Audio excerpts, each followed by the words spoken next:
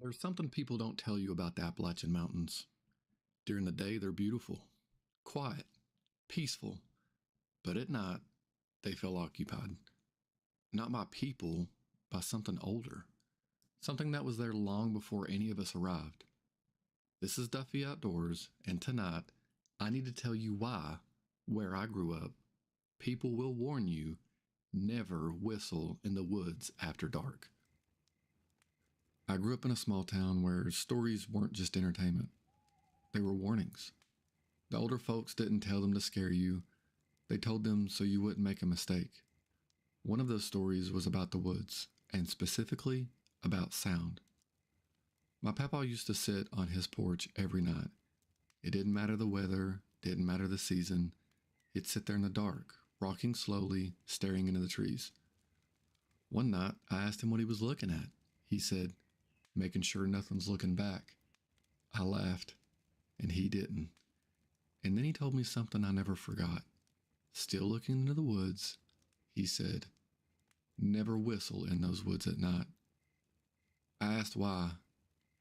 He took a long breath and he said, because some things out there ain't got a voice of their own.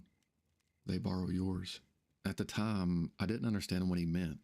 It sounded scary, sure, as did other local tales, but I started hearing the same warning from other people. One old man in town claimed his brother had heard his own voice call his name from the tree line, after his brother had already gone inside. Another woman said her dog refused to go into the woods after dark anymore, would just stand there, staring, listening, whining, like it heard something she couldn't. And then there were the disappearances. Not many, but just enough. A hunter who never come home.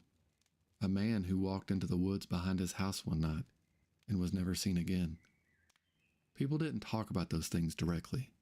They would just say, those woods, they aren't empty. I didn't really believe any of it. Not fully.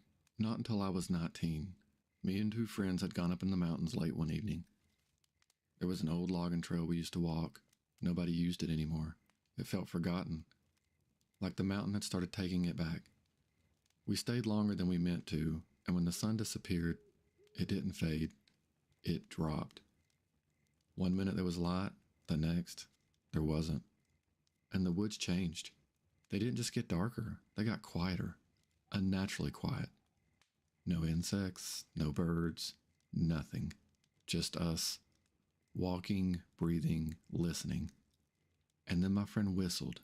Just once. Sharp. It echoed through the trees, and I remember this feeling. This immediate, heavy feeling in my chest. Like we had done something wrong. I told him, "You're not supposed to do that." He laughed at me, said there was nothing out there, and then something whistled back. It wasn't an echo. It was too clear, too deliberate. It sounded like it was trying to copy him, but it wasn't perfect. It was off, like something that didn't understand how human sound worked, but was trying to learn. We all froze. Nobody spoke. Nobody moved. We just listened. After a few seconds, my friend laughed again, but it wasn't the same laugh. You could hear the fear in it. He whistled again, and it answered instantly, closer, from somewhere it hadn't been before. It had moved. We started walking faster, and as we walked, it stayed with us, matching us, step for step, and then it whistled again, right behind me, so close I felt it. Not heard it, felt it, like breath on the back of my neck. We ran. We didn't stop. We didn't look back. We just ran. When we reached the truck, we threw the doors open and got inside, locked everything, and sat there, breathing, listening, waiting. That's when something happened I never told anyone. Not my friends, not my family, not even my papa, because I didn't want to believe it myself. As I sat there, trying to calm down, I heard it one last time, outside the truck, right beside my window. It didn't whistle, it didn't move, it just made a sound, a soft sound, right at the glass. It sounded like someone trying to remember how to whistle. We left, and we never went back. Years later, I asked my grandfather one more question. I asked him if he'd ever heard something like that. He didn't answer right away. He just looked at me and said, "If it ever hears you, it don't forget you." I'm older now. I don't go into those woods at night anymore, but sometimes, late at night, when everything's quiet, I hear something outside. Far off, in the trees, a whistle. Not loud, not close, just enough to make me wonder if it's still there, listening, waiting, remembering.